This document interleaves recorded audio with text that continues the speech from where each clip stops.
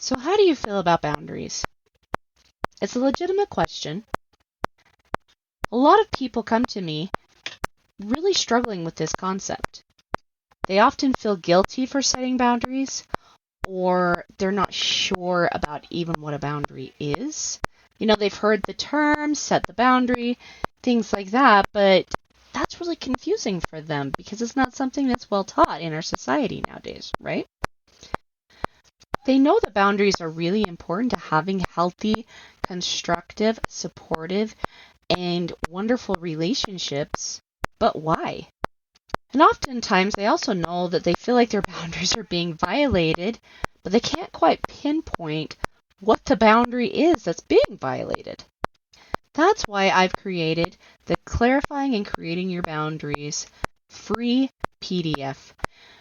You can find out what your boundaries are, how to tune in to what the boundary needs to be, and how to effectively create and communicate your boundary so that way you stay in this place that respects you, respects the other person, but also gives you the confidence in your boundaries so that way you stop being gaslighted, disrespected, and unseen. Having your boundaries really clear gives you a voice and also helps the other person stay in accountability with themselves. So that's not a role that you have to take on anymore. So if you are ready to really have clear boundaries, to really understand what your role is in the boundary, and to give yourself some safety and some protection against people that might try to gaslight you or are just being disrespectful, go grab my Creating and Clarifying Your Boundary PDF at erinandersonthetraumacoach.com. And while you're there, let's schedule a call with me.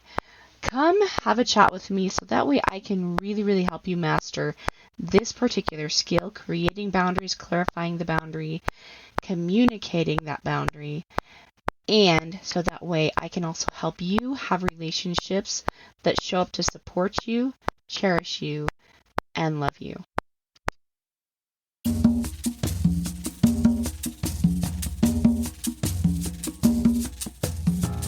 Hey everyone, it's Erin Anderson with the Erin Anderson Betrayal Trauma Coaching.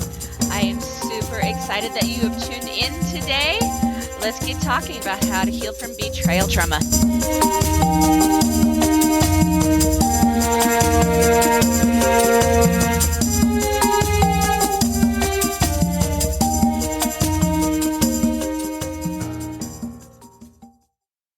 Welcome to the other side of the struggle. This is a podcast where we talk about trauma, how to heal it, and then how to take it and use it to unlock your mission and your potential, and to use it to live your very best dream life. When you're dealing with betrayal trauma, it can be hard to know how to heal it, how to stop the pain, and to know what your next steps are to take in your own life. And these are the questions that we try to answer here. Trauma has the ability to rob us of our joy and identity, which is why it's so miserable to experience. But with the right tools and with the right mindset, we can totally reclaim that joy and even use this trauma to strengthen ourselves so that way trauma does not knock us off of our joy again. Living your dream life should be a non-negotiable, but trauma tends to try to negotiate that with you. And even though trauma is not something that we will completely ever be free of in our life, the pain is negotiable. This is why I created Erin Anderson Betrayal Trauma Coaching and this podcast, is because I want my listeners, I want my clients to live, truly live free from the prison that trauma can put you in. I want you to live on the other side of the struggle.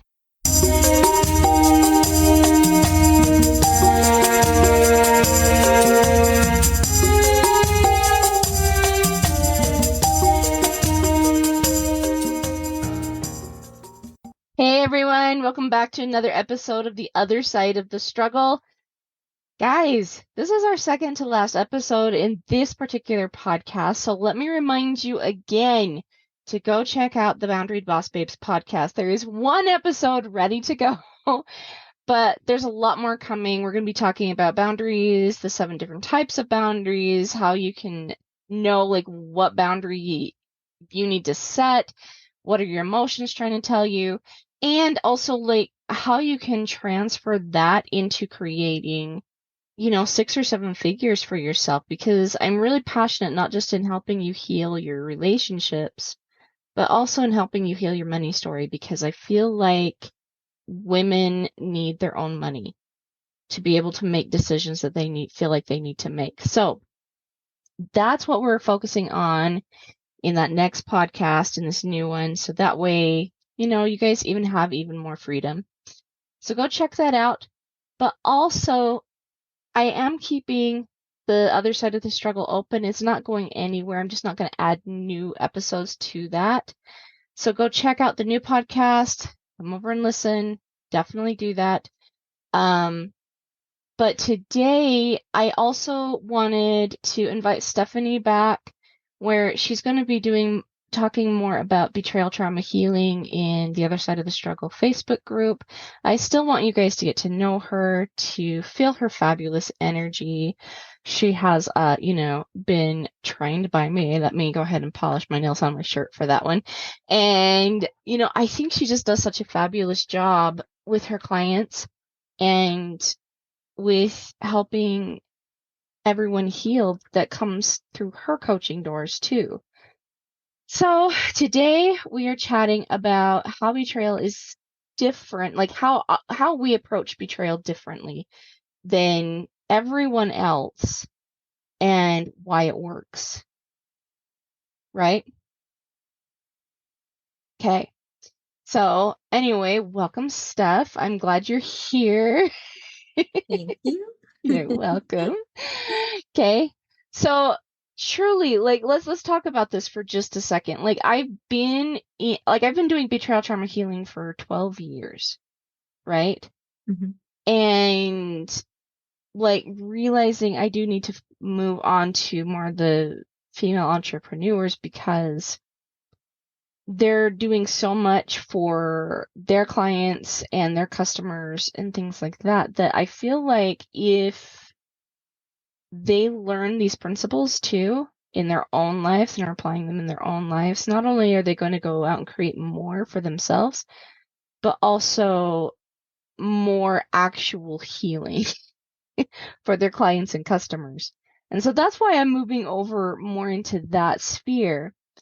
But I will tell you that I have noticed like other groups on Facebook, other podcasts, like the way other quote unquote betrayal trauma coaches show up.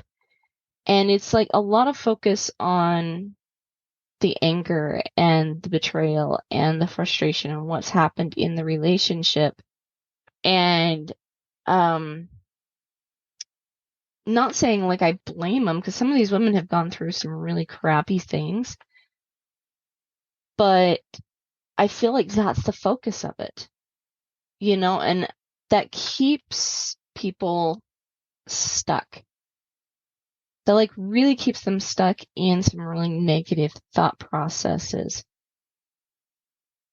And those negative thought processes really stop their ability to actually heal and move past what happened. You know what I mean? Yeah. Yeah? Yeah. So what have you seen, as like healing from things? Healing. Okay. For me, a lot of what I saw in myself was the communication pieces. I was not communicating effectively. But that also came from past traumas as well. So like I didn't know that I could communicate effectively, and then that was keeping me kind of stuck from not healing, because I would just kind of bottle it up and hold it in. Right. Right. And then like, did you notice like when you did find, like, because you can't keep things bottled up too long, you know what I mean? Mm-hmm. And eventually, like, what happened after the lid kind of came off the bottle. Well, the first okay, like I kept my cool. I'm just gonna put it this way. I kept my cool for the first time and the second time and maybe the third time that things went a little bit crazy. And then like by the fourth time, I was just like throwing stuff. I was like, here's your phone. Like, I don't even want to have this conversation anymore. I was really angry. And it just like was like poof. So so maybe throwing keep things like, hey, bottled up. I threw a chair. So like I think that would have probably done more damage than a phone, so it's all good. I didn't throw it at his head. I threw it at his foot. Oh no, I threw the chair at his head. So let me just say this, guys, like don't do that. No throwing of objects at all. Yes, we should not throw things at people. It's not nice. No. But like bringing this back around, like I do think that when we're angry, even if we're not throwing actual objects, like please don't do that. Like do not be like, oh, Erin and Stephanie, they totally advocate for throwing things at my husband when I'm angry. No, we don't. We totally don't, right? But like we actually hurtle words when we're angry too. Mhm. You know what I Well, mean? And that's what I see. looks of daggers. I feel like sometimes I would shoot looks of anger and you could feel it. It would just come off of you that way. It's an Yeah. icky feeling. Yeah. Yeah, absolutely. Absolutely. And I and I've heard like some absolutely horrible things said about, spouses that have done betrayal or even friends or partnerships or whatever it is. Like betrayal is possible in almost every single relationship, even ourselves, right? Mm-hmm. Man, how often do we actually betray ourselves? But when we focus on that, and I feel like that's kind of how we're different, and how we approach the problem differently is we don't focus on the anger. We don't focus on the hate. Like, yes, it's very real. Like, what happened? Like, we acknowledge, like, what happened is not okay. And I remember I have thought to myself a few times as I've been coaching, maybe just a few, like, seriously, husband, seriously, husband, seriously, husband, right? Like, Mm-hmm. husband of my client, why are you doing this, right? Like, come on. But when we focus on the things that we have no control over, we start to feel helpless. And this is the cycle that I feel like a lot of women are in. And this is the cycle that we are dedicated to breaking. Mm-hmm. You know what I mean? Yep. Yep. I actually love that. The control, the thing of being out of control and being stuck in that control cycle is because is where you can ask yourself that question, like, what actually am I in control of right now? Because you're not in control of the behaviors that they're choosing. No, you're not. You're absolutely not. And, like we totally get and acknowledge and honor the anger too, right? Because let's be honest, any emotion is there not because we're supposed to throw metal chairs at husbands or phones, like not because of that, but it's there to get our attention that something is either right or wrong. That's it, right? Now, granted, we sometimes still want to throw things. Like there's a reason why there's axe rooms and smash rooms. Love those places. I do too. I do too. I totally do. Or like going and like, getting on your boxing gloves and punching out like a boxing whatever. I don't know what they're called, but you know what I mean. Mannequin? Like a mannequin? No, it's like a platform. It's like a boxing tower. It's like padded and you can like punch the crap out of it when you're angry. Anyway, doesn't matter. Those who are like really into fitness will know what I'm talking about. Obviously, I need to work on that. But I know my Feelings. son has one, and he like goes and he punches it sometimes when he's angry, so which is good. It's a good outlet. But if we as soon as that emotion comes up, like if we're thinking to ourselves, what a douchebag, what a jerk, like I hate him, I can't stand him, why is he being so stupid? Like if those are our immediate thoughts, it's going to trigger more of that anger, right? But if we ask really good questions, and this is why you and I are so different, I feel, it's like if we start asking like really good questions, like let's talk about why the anger is there. Why is the anger there? Right? And we might be like, well, my husband's an idiot, right? Or this person's an idiot, or they did. Well, what is it trying to teach you is the next question, right? Because if we look at our emotions as really, really masterful teachers, I think that's where things really shift. Would you agree? Yeah. So I agree. But I also believe that emotions are there because without them, there would be no feelings at all. And like feeling angry at someone can still, you can still be like loving, and you can still be nice, and you can still talk to them even if you're feeling like super, super angry. Because I know that like when I'm feeling super angry about these kinds of things, it's usually me questioning like what I did, not necessarily what they did. Because I always feel like I would always feel like it was me and not them.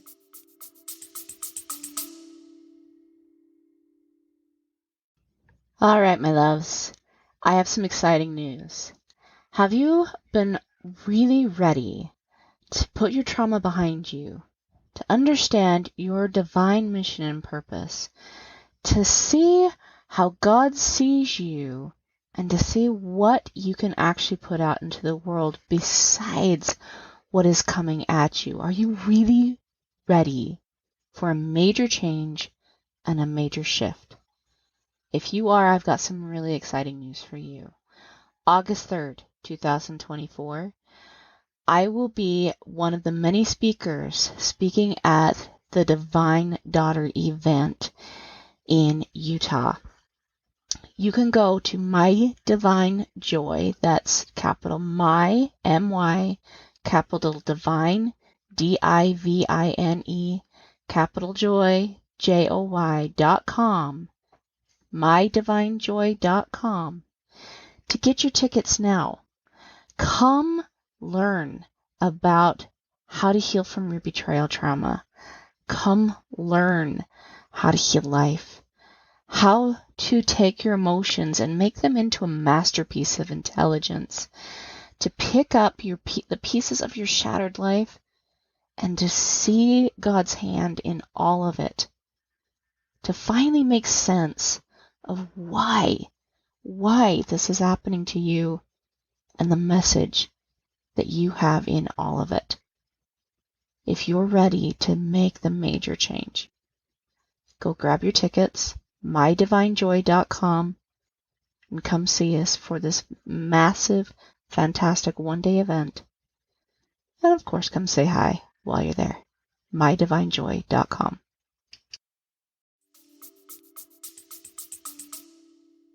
So kind of like, stepping into that self-betrayal a little bit. Mm-hmm. Yeah. So I feel like that's where mine would always go to. Yeah, no, I get it. And I've seen that happen a lot too in women, and, because I've said it before, like betrayal trauma is actually often like why we get so angry is because we feel like we're required to betray ourselves in order to keep this relationship going. Mm-hmm. But, if we get curious and we also say like, okay, well, what is it about the anger that we're like, why is this anger here? And like, what is it that this Mm-hmm. person did specifically that I don't like? Right? Mm-hmm. What is it specifically that, like, what am I thinking specifically about what they did? Right? Why does this bother me so badly? I do feel like that's a good question to be asking ourselves, because then we can start actually thinking about the conversation and the boundary. Because anger, frustration, like a lot of these negative emotions that come up in our lives, they are a gateway to creating a really good boundary. And I think we know that inherently, but what we end up doing is like, well, if they do XYZ, then they're sleeping on the couch, right? And that's a problem because, again, we're going back into we're trying to control the person and not what we do. You know what I mean? Yeah, I agree. Yeah. And so, like, I think we take that approach very differently as well, because I've said it so many times, like, and total shameless plug here for the Boundary Boss Babes. Like, we're totally talking about what boundaries are and how to enact them so you guys can create money, time, and relationships. Go get the Boundary Boss Babes, guys. Like, go do it. Anyway, shameless plug. But like, when when we get into these boundaries, we misunderstand because we're so tired. I think because we're so tired of dealing with the quote unquote BS, we want somebody else to show up. We want somebody else to start taking some accountability. We want somebody else to start taking action, right? But the truth of the matter is, and I think this is where, again, where you and I are different, is we realize that the healing was not about what somebody else did. It was actually that very thing. Like, what are we really willing to take on? What are we really willing to do? What are we willing to take ownership for? What are we willing to take accountability for? Because if we feel like we're taking accountability for everybody's actions, everybody's results, everybody's consequences, that's exhausting. Mm-hmm. You know what I mean? I get it 100% because been there. Yes. Been there, done that, right? So have I. Like, we've all been there. And I think, like, in that, like, that's the difference, right? Mm-hmm. So you told me that you had a story about, like, how, Mm. like, tell Yes. us that story so that way we can kind of get a good illustration about, like, why this works. Okay, so this is about more of the communication side of things and making sure you're having open, honest, loving communication. So I have a client that I will not disclose any information that she has not already been okay with me saying. But, and I think a lot of people have, I think a lot of people have been stuck in her where she is. So she was married. She had 3 children. Her and her husband was abusive in different ways. But they got divorced, and she got remarried to this other person. And this person, she when she gets overstimulated, they try to fix everything and like make everything like perfect so she doesn't actually have to feel those emotions, right? Well, this week while she was at work, her husband knew that she wanted something fixed on their house, so he chose to start he chose to start fixing this part of the house. And it was outside, not inside, and she came home to feeling overstimulated from work, got out of her car, and the radio was on inside of their garage. And then the door was open, the front door was open, the radio was on, all the lights were on, the air conditioning was on, and the back door was open. And she lost it.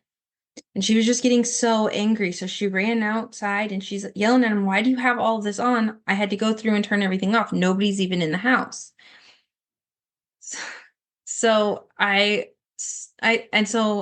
I said, "Well," I was like, "Why did it make you so angry?" And she said, "Because she was worried about her electricity bill." And I was like, and she was like, and I know that he'll take care of it and it will be taken care of. I've been burned so many times by my ex-husband who would leave things on and then the electricity bill would get too high and then the electricity would get shut off. And so her entire anger was actually more towards like a money thing. She was worried about money. She was worried about her electricity getting shut off. And so we kind of talked about that. And I was like, this is what I'm hearing you say and this is what I'm seeing. And she said, oh, that makes more sense. So I said, I think maybe you need to have a open conversation about like what was really bothering you in that moment and not that it was just that it was on or that the door was open, but that you were feeling overstimulated when you got home. And then you started thinking about like, what if the electricity got shut off because the bill changed? That way he understands more. Because if you're just like mad that it's on, he's not going to really have a full understanding of why you're feeling that Yeah. way. Well, and that actually brings up a really good point because I talk about this too. Like, if we approach somebody yelling and screaming, all they hear is yelling and screaming, right? And not the actual message that we're trying to convey to them. Now, obviously, like, you can, like, approach somebody and not be yelling and screaming, and approach them again and not be yelling and screaming, kind of like what you were saying, and then finally, like, want to huck the phone at them, right? All right. But here's the deal. Like, I believe, like, this is why boundaries are so important, is because if we feel like we don't have anything we can do, that's not true, right?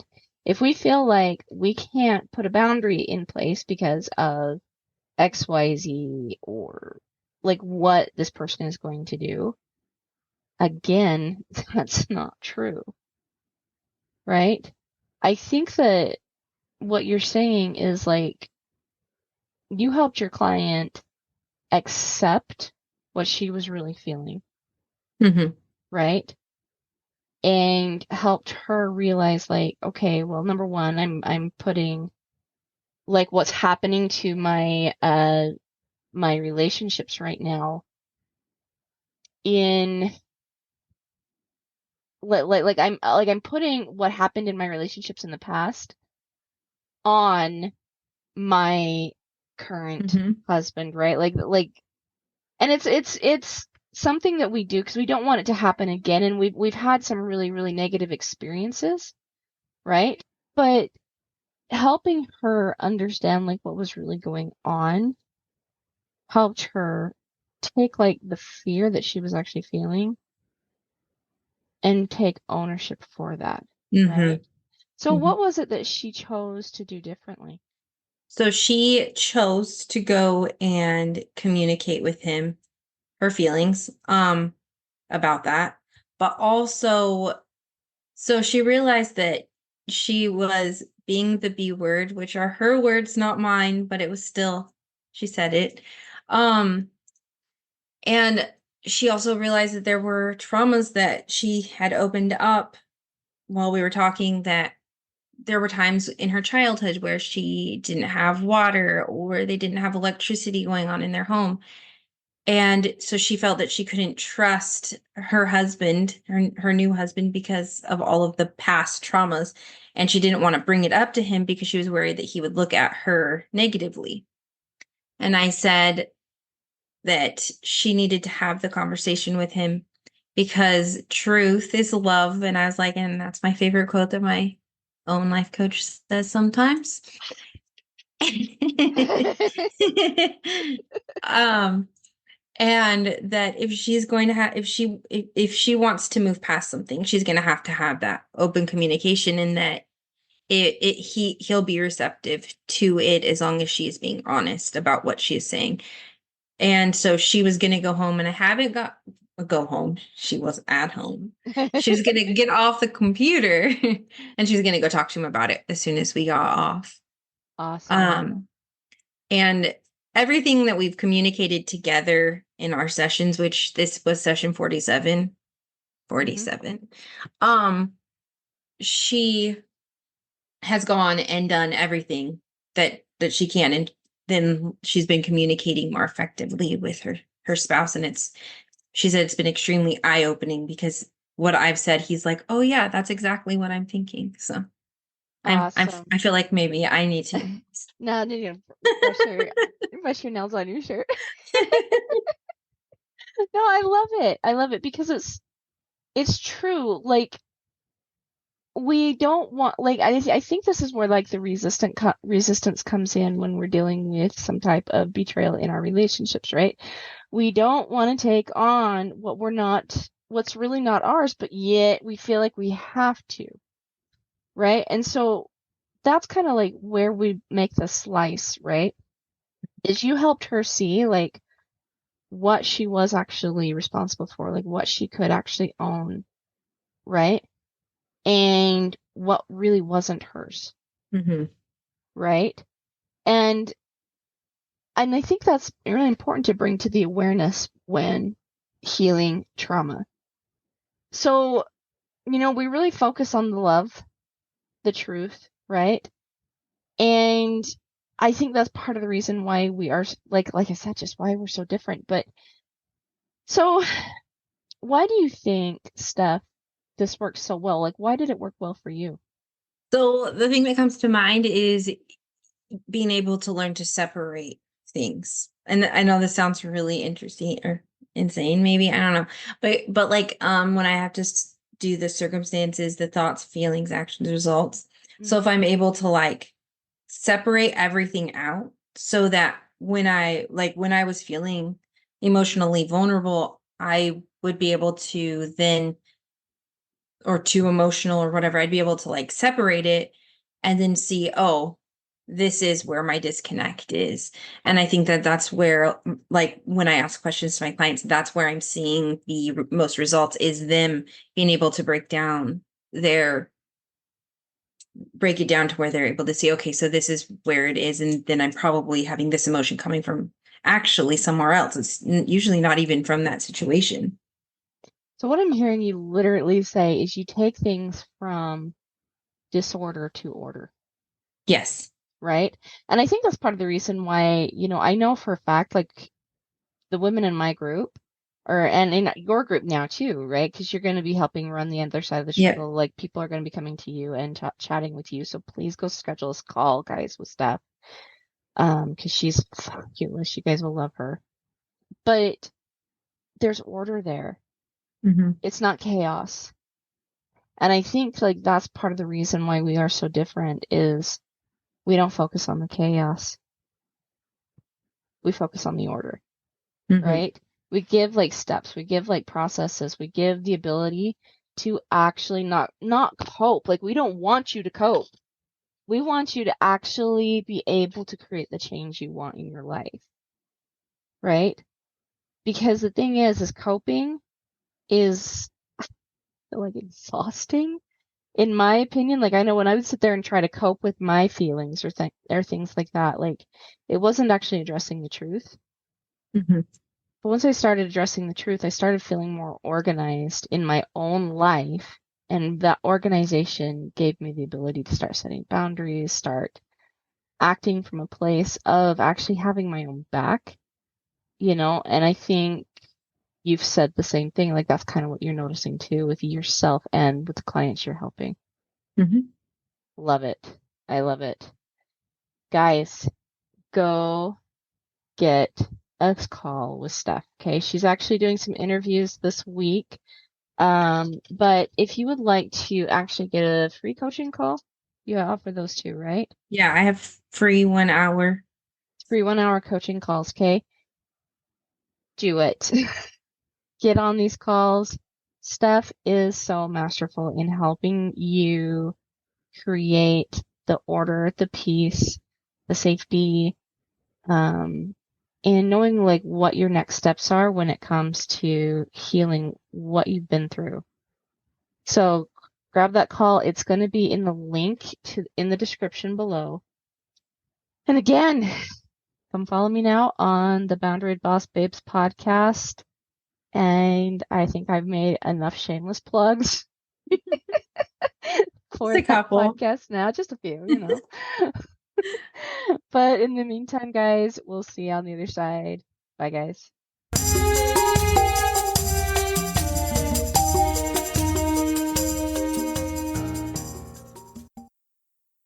Okay, so I've got a question for you. Have you joined my free Facebook group or Instagram page yet? If you haven't, go and do that. And this is the reason why. I always post my freebies, updated information, and all kinds of goodies for my community in that page. I'm also really active. I post videos, I answer questions. So if you guys really, really want to get in and interact with me, go like me on Facebook, go join my group, The Other Side of the Struggle, Healing from Betrayal Trauma. Come find me on Instagram, Erin Anderson, Betrayal Trauma Coach, and come follow me because I always have something good there just for you, my audience, and I love connecting with you there. I also post anytime that I have groups going on. I talk sometimes about my programs. So if you guys are interested in working with me or even just following me and getting as much free content as you possibly can, go hang out in my group. Go connect with the ladies that are there. Also come and join Immune and Unashamed for those married couples that are following me, because in that group, me and my business partner, Kaisen Kidd, are also talking and offering some great content.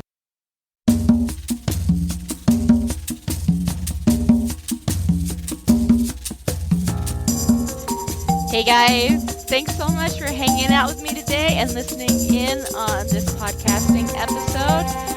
Don't forget to tune in next